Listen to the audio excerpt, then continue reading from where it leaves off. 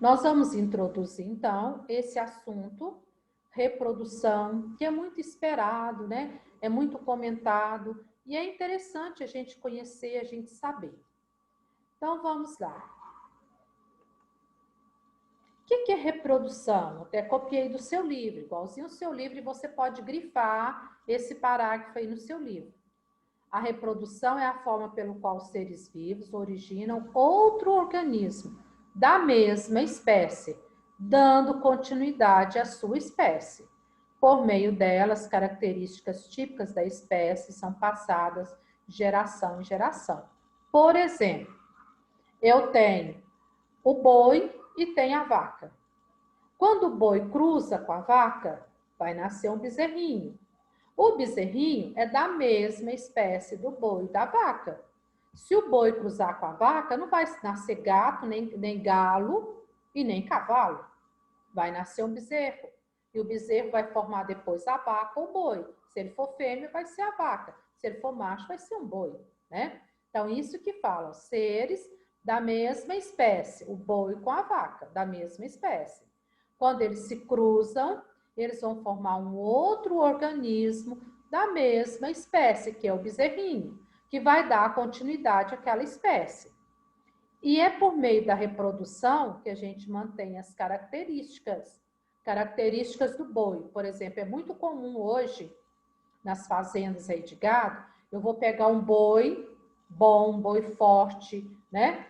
Um boi com musculatura boa, um boi saudável.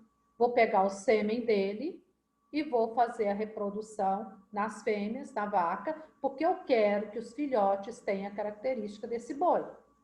Vou pegar uma vaca boa de leite, por exemplo, né? Eu vou pôr ela para reproduzir porque eu quero que as fêmeas dela tenham a qualidade dela. Isso vai passando... Oi. O seu áudio está travando um pouco. O meu áudio, então deixa eu ver aqui agora. Vou falar, se estiver travando, vocês me comunicam, tá? Tá bom. Melhorou? Sim, agora tá melhor.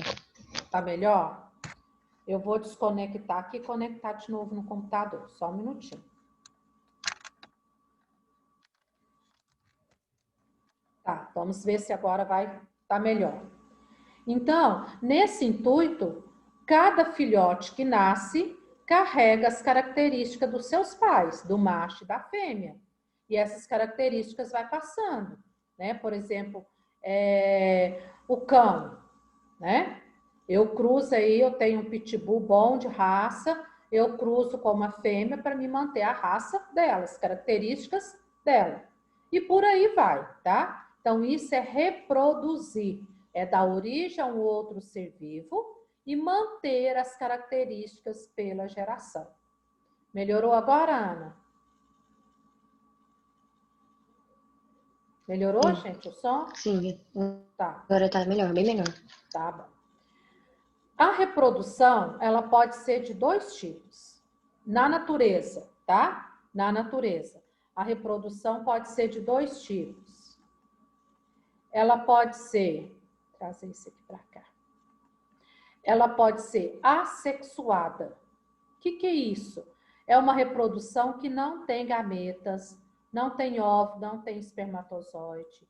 Um indivíduo dá origem a outro sem informações genéticas, é o clone, tudo por igual. Então, aqui eu trouxe planta e bicho, para vocês verem. Essa plantinha aqui, ó, a violeta. Muitos de nós temos em casa.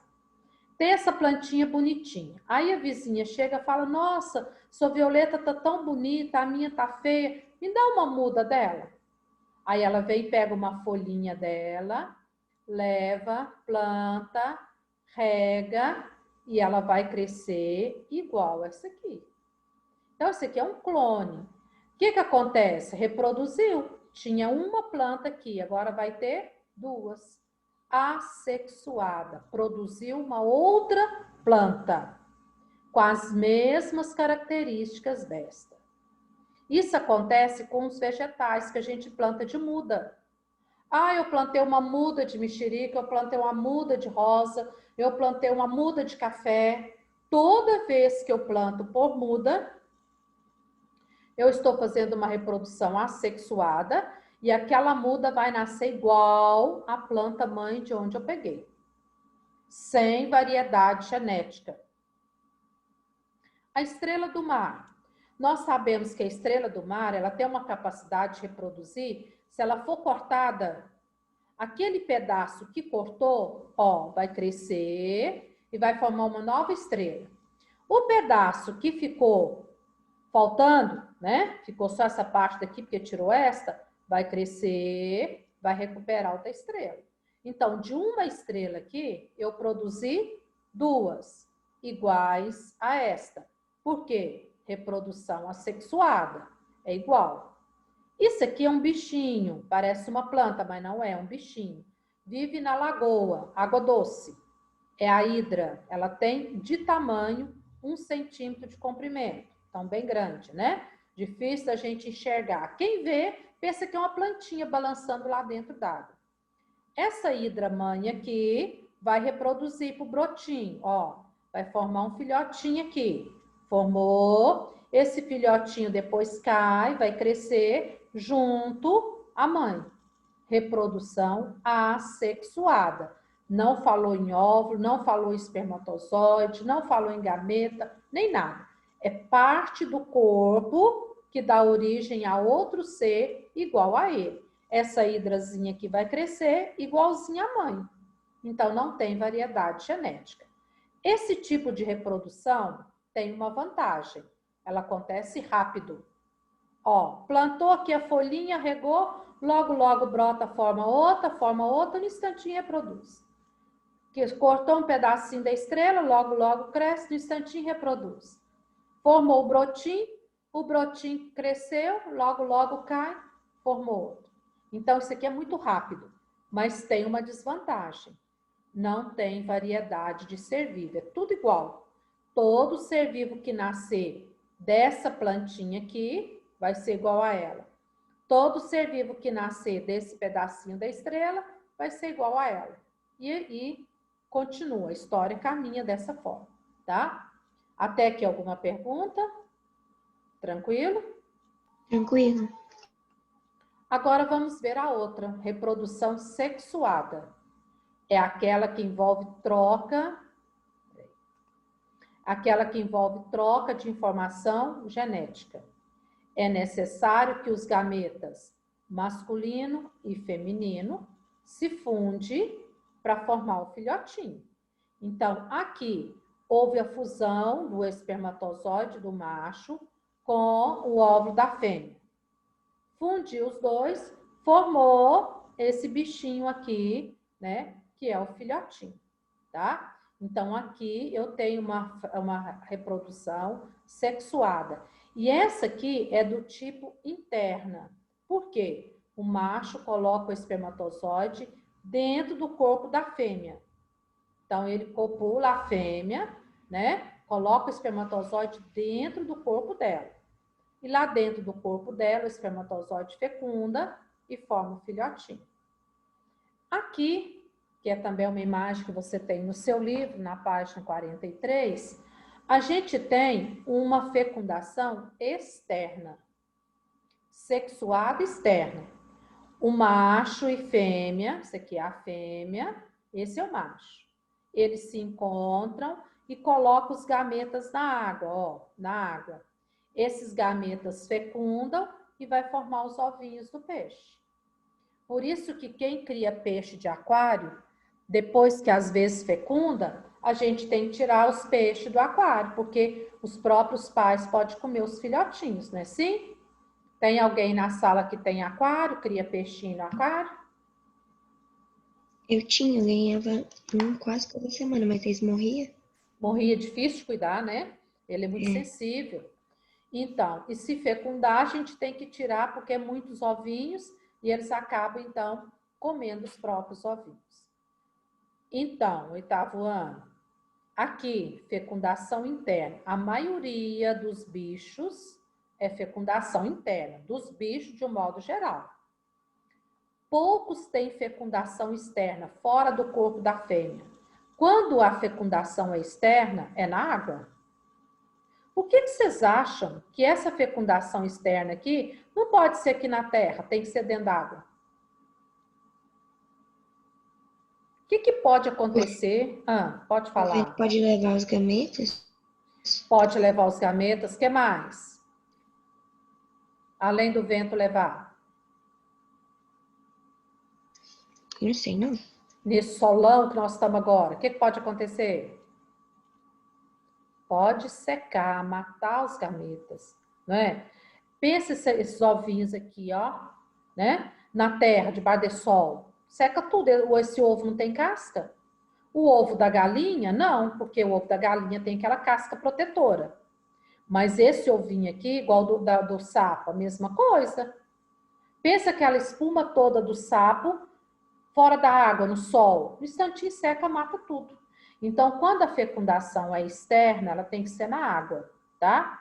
Então, normalmente, os bichos têm que ser aquático ou ir lá na água para reproduzir, igual o sapo.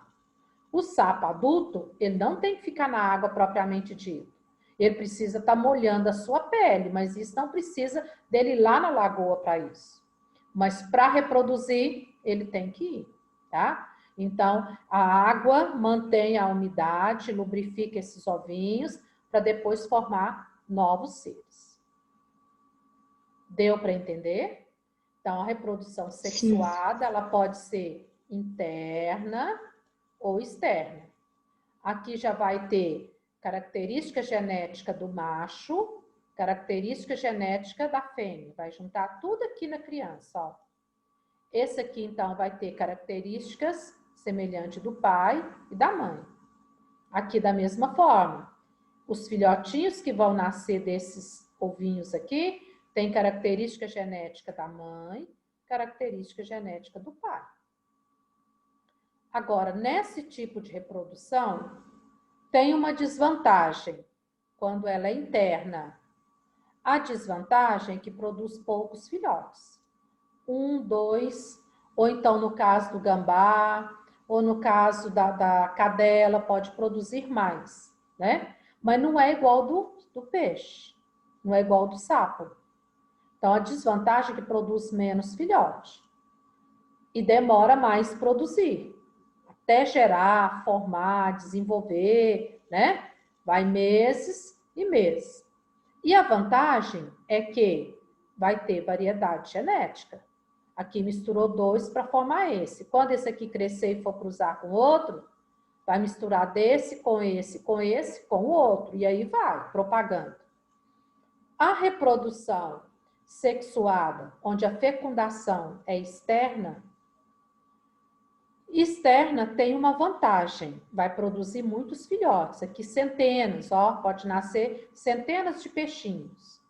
Mas, ao mesmo tempo, é desvantagem, porque fica desprotegido. Tanto é que os próprios pais podem comer os filhotes sem querer, porque o peixe nada abrindo e fechando a boca, né? Então, nesse abrir e fechar, pode entrar um filhote e comer sem perceber, sem querer. Produz muitos, vantajoso. Mas desvantagem porque muitos não vão chegar à idade adulta. Chega à idade adulta, poucos, né? Para dar continuidade à reprodução. Ok? Deu para introduzir? Tá. Agora, sim. Então, você quer perguntar, cara? Ana Clara? Vocês vão... Ah, tá. Você falou que estava tudo certo, né? Tá bom. Então, agora, eu vou introduzir o sistema genital masculino, tá? Vou apenas introduzir, depois a gente vai continuar na outra aula, porque eu vou lentamente, é um assunto mais complexo que a gente precisa entender direitinho, tá? Tá bom, então vamos lá. O sistema genital masculino, então. O homem, e tanto o homem quanto a mulher, tem a genitália externa e a interna. Externa, o que está aqui por fora. Interna, lógico, o que está lá dentro, que a gente não vê, tá? O masculino, ele é responsável pela produção de gametas e hormônios masculinos. E tem a função também de regular as funções sexuais, capacitar o indivíduo para o ato sexual. Então, essa é a função do sistema masculino. O gameta masculino é o espermatozoide, que vale para todas as espécies animais, tá? Espermatozoide. O do leão é espermatozoide, do gafanhoto é espermatozoide, né? O do gato é espermatozoide, então tá. E a função também de garantir a capacidade do ato sexual, até mesmo para gerar outros filhotes, outros seres, tá? Então, no homem, a genitália externa é composta pelo saco escrotal, que é uma bolsa grande que tem aqui por fora. Dentro dela tem o testículo. E o pênis. Então, são dois órgãos da genitália masculina. Saco escrotal, escroto, uma palavra feia, mas o nome é esse mesmo, que é uma camada de pele, né, formando uma bolsa, onde aqui dentro vai ter o testículo. São em número de 2. Professora, pode acontecer de um homem nascer só com um testículo? Pode. Pode viver só com um testículo? Pode. Mas o normal é 2, tá? E eles ficam alojados, meio que protegidos dentro dessa bolsa escrotal. E o pênis. E por dentro do pênis passa a uretra, que é comum para o sistema urinário e o sistema reprodutor. Gente, daqui um pouquinho vai cair. Aí eu vou deixar no grupo, vocês vão fazer o dever da página 44, tá? Número 1 e 2. Vou deixar no grupo para vocês depois, para quarta-feira. Bom, internamente, então, o homem tem o epidídimo, que parece um novelo de lã aqui, por cima do testículo. Dele vai sair um canal subindo, chamado canal deferente.